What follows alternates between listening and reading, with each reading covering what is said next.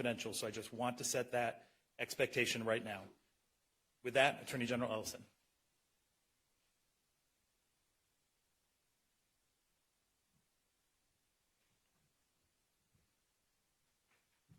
First of all, thank you, ladies and gentlemen of the press. Myself and my friend Mike Freeman want to share some information with you. I want to begin with a reminder, and that is that we're here today because George Floyd is not here. He should be here. He should be alive, but he's not. About 9 days ago, the world watched Floyd utter his very last words, "I can't breathe," as he pled for his life. The world heard Floyd call out for his mama and cried out, "Don't kill me." Just 2 days ago, when I became the lead prosecutor in the murder of Mr. Floyd, I asked for time to thoroughly review all the evidence in the case, and we looked at the evidence that's available, and the investigation is ongoing at this time. I also said that I know it's asking a lot of people to give us time, particularly people who have suffered for decades and centuries of injustice, to be patient. And yet, we did get that time. And together, a very strong, experienced team, which included County Attorney Mike Freeman, his team, and my team, we reviewed the evidence together with the BCA, and we have something to announce today. Before I announce it, I want to say thank you for the patience of the people who they've shown me and our entire team in pursuit of justice, and I'm here to make these announcements right now. First, today, I filed an amended complaint that charges former Minneapolis police officer Derek Chauvin with murder in the second degree for the death of George Floyd. I believe the evidence available to us now supports the stronger charge of second-degree murder. We've consulted with each other, and we agree. Second, today, arrest warrants were issued for former Minneapolis police officers J.A. King, Thomas Lane, and Tu Tao. Finally, I'd like to announce that today, Hennepin County Attorney Michael Freeman and I filed a complaint that charges police officer King, Lane, and Tao with aiding and abetting murder in the second degree, a felony offense. I strongly believe that these developments are in the interest of justice for Mr. Floyd, his family, our community, and our state. I'm the lead prosecutor in this case. I'll be speaking and addressing the public, but this is absolutely a team effort. We are working together on this case with only one goal: justice for George Floyd. I want to thank first Mr. Hennepin County Attorney Mike Freeman, who has been a true partner in this matter at every step of the way. His experience and insight have been invaluable and will continue to be counted on by the team. I also want to thank County Attorney Freeman's professional staff who have cooperated and worked together with my staff and the investigating officers from the very minute this case started. I also want to thank Superintendent Drew Evans of the Bureau of Criminal Apprehension and his professional staff for the care and speed with which they are conducting this investigation. And I want to thank especially U.S. Attorney Erica McDonald and Special Agent in Charge Rainer Drolskagen, who are conducting a parallel federal color of law investigation. I have heard directly from the leadership of the Department of Justice that there is full support for her leadership in pursuit of her investigation. And as she put it so well, one team, one goal, one mission. I agree 100%. As I said earlier, I thank Mr. Floyd's family. I think, and I can speak for Mr. Freeman and I jointly thank them, along with U.S. Attorney McDonald. We thank the community for their patience in allowing us the time and space we need over these days to lay these charges. As it is so hard to do, I now ask for continued patience. This case continues to be under investigation. We will not be able to say very much publicly about the investigation, except that we encourage anyone who believes that they have evidence in this case to come forward and to be cooperative with the investigation. As we develop the case for prosecution, which will also not be able, we will not be able to say very much publicly about it, because our job is to seek justice and to obtain a conviction, not to make statements in the press, but to do our talking in court. So I ask for your patience again while we limit our public comments in pursuit of justice. I also ask for your trust that we are pursuing justice by every legal and ethical means available to us. I also want to add a word of caution. The investigation is ongoing. We are following the path of all of the evidence. Wherever it leads, we are investigating as quickly as we can because speed is important. We're also investigating as thoroughly as we can because being complete and thorough is critically important, but it takes time. The reason thoroughness is important is because every single link in the prosecutorial chain must be strong. It needs to be strong because trying this case will not be an easy thing. Winning a conviction will be hard. In fact, County Attorney Freeman is the only prosecutor in the state of Minnesota who has successfully convicted a police officer for murder. And he can tell you that it's hard. I say this not because we doubt our resources or our ability. In fact, we're confident in what we're doing. But history does show that there are clear challenges here, and we are going to be working very hard and relying on each other and our investigative partners and the community to support that endeavor. To the Floyd family, to our beloved community, and to everyone that is watching, I say, George Floyd mattered. He was loved. His family was important.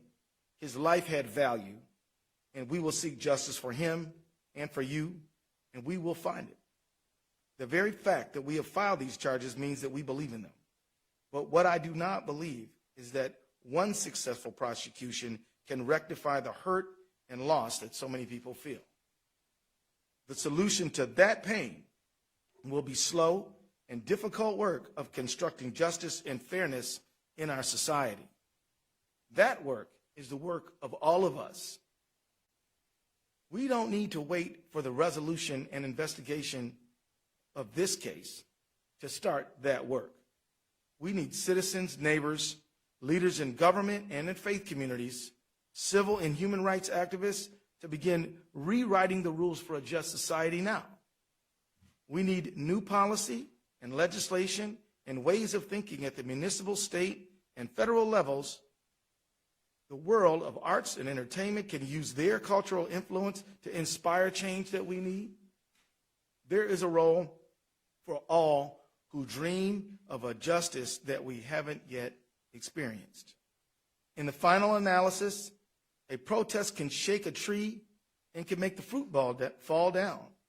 But after that fruit is in reach, collecting it and making the jam must follow. The demonstrations and the protests are dramatic and necessary, but building just institutions is more of a slow grind, but equally important. And we have to begin that work as well. We need your energy, and we need everyone's help right now. Thank you very much. We'll take a few questions. Yes, ma'am.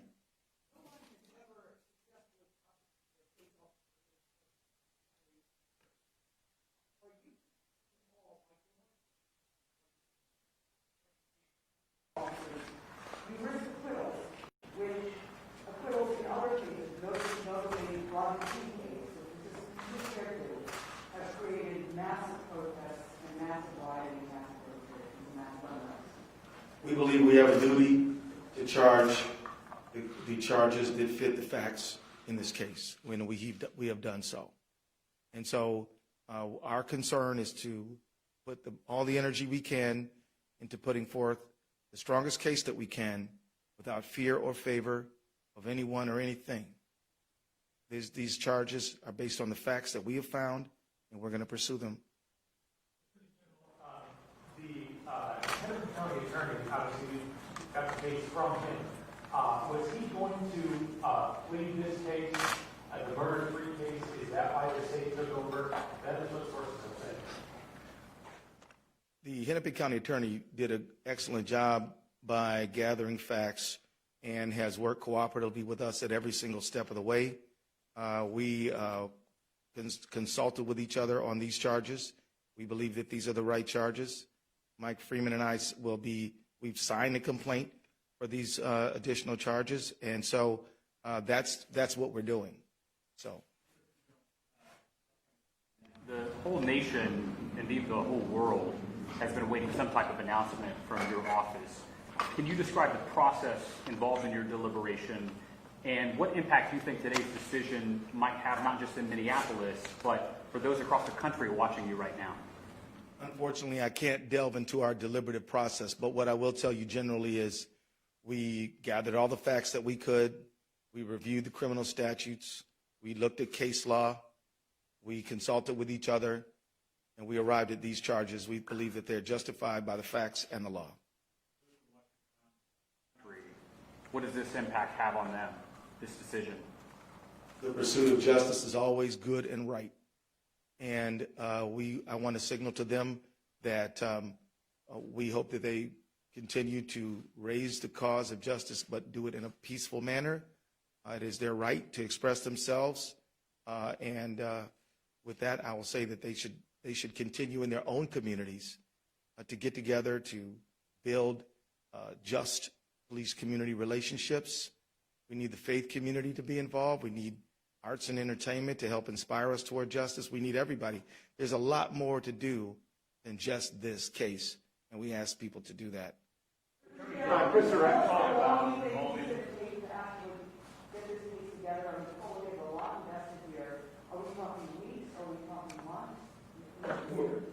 I want to thank you for asking that question, because part of my comments were to help set expectations in a realistic light. In order to be thorough, this is going to take months. And I don't know how many, but it is better to make sure that we have a solid case, fully investigated, researched before we go to trial, than to rush it. And so it will take a while, and I can't set a deadline on that. Way in the back. Attorney General, Chris Rex with Carolina. The Floyd family had asked for a first-degree murder charge as well as their attorney. You decided to charge second-degree unintentional murder while committing a felony. Can you explain what that charge means, unintentional murder versus second-degree intentional murder, please? Well, according to Minnesota law, you have to have premeditation and deliberation to charge first-degree murder. Second-degree murder, you have to intend for death to be the result. For second-degree felony murder, you have to intend the felony and then death be the result without necessarily having it be the intent. So that's the state of the law. The felony would be we would contend that George Floyd was assaulted, and so that would be the underlying felony. Do you accept any plea deals in this, or do you expect all four to go to trial? And secondly, when will the body camera footage be released? I really don't have any idea of what plea negotiations or anything like that. That's simply way too early to begin that conversation. At this point, we are preparing to try this case. If something else happens along the way, we'll see. But at this point, we don't have any plans in that direction. Camera footage? That is something that I don't have anything to report right now. At this time, we're focused on investigating the case. And so I think at this time, I will consult with the BCA and other partners on the case, and we'll come to a conclusion about that. Again, we believe in transparency, but we also believe in a thorough investigation, most importantly. Have the three officers been taken into custody? I'll allow Mr. Drew Evans to address that issue. Yeah. Good afternoon. My name is Drew Evans. I'm the superintendent of the Minnesota Bureau of Criminal Apprehension. We are in the process of taking the officers into custody. I can report that one is in custody now, and the other two we are in the process of taking into custody and expect them to be this afternoon. Could you share about, have these officers provided any statements to your investigators, which traditionally happens after a death in custody? Have you spoken with them? I will, as the Attorney General said, we can't speak about all the details of the case other than what's really in the complaint at this time. I will tell you with any investigation, as I've told you all from the very beginning, we have teams of investigators from the BCA jointly investigating this with the FBI, trying to obtain all information. In this case, I will tell you that is a regular course of all of our investigations to attempt interviews with all of the officers. We have interviewed numerous individuals in this case, and additional information will be provided as we move forward. Attorney General, do you have the folks you need to do this, or you'll be seeking some sort of outside counsel or special counsel as you're authorized to do under the law? At this time, I believe we have the team to complete this work. I would like to just introduce David Voigt as well. He is a deputy at the Attorney General's office. He heads the criminal division, and he has the lawyers to get this done. And also, we have some experienced lawyers at the Hennepin County Attorney's Office. We're working on this thing together. In terms of the timing of this decision, I know the Floyd family was hoping to be able to have more information on these charges before the memorial tomorrow. How much did that factor in your decision, as well as the protests with them calling for these across the country as well and growing access? You know, I could say that I did not allow public pressure to impact our decision-making process. I was prepared to withstand whatever calls came. We made these decisions based on the facts that we have gathered since this matter occurred, and made the charges based on the law that we think applies. So that's my answer. Yeah.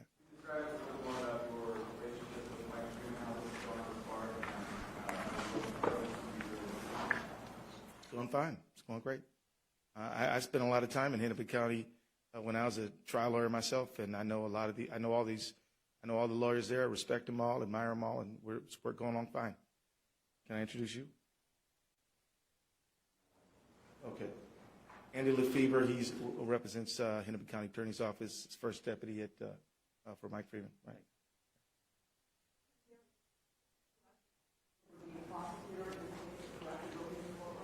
No, that I'm going to let the people who prosecute cases every single day to prosecute this case. Now, it is true that I've tried a lot of cases, and I've tried homicide cases, but on the other side of the courtroom. The people who know how to prosecute, I'm going to let them do that work.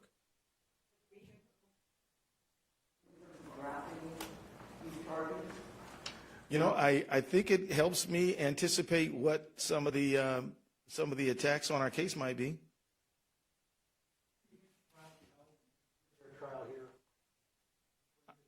I see no reason why we can't get a fair trial here.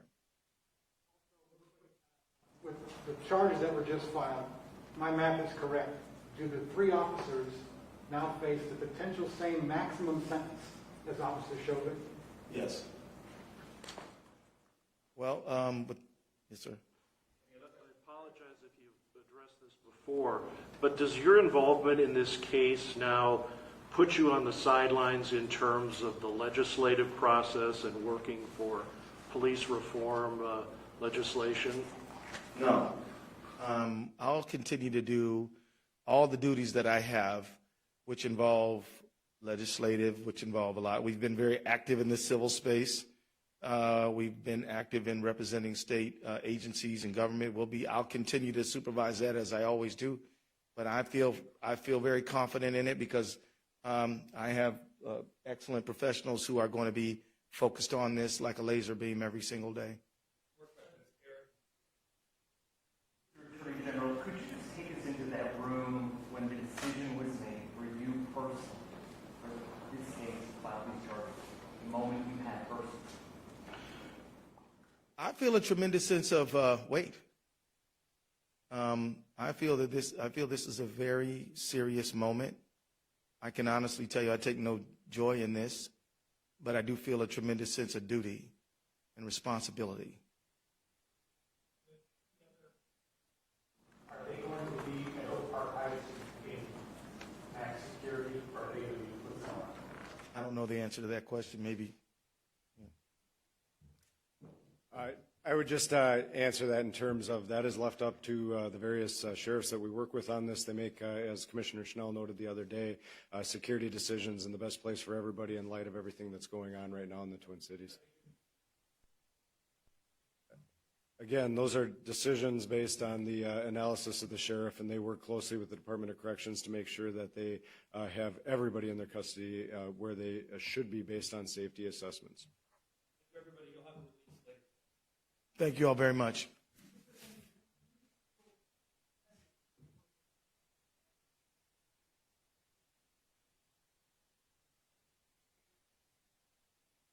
I will say to them that I pledge and I promise to hold everyone accountable for the behavior that we can prove in a court, and that if I don't charge it, it means that we did not have the facts to do that. So I'll simply say that as the people who are legal professionals, professional prosecutors, we are taking our duty seriously, and we are working with the people who gather the facts, and we have done the work that we believe is possible, ethical, and right.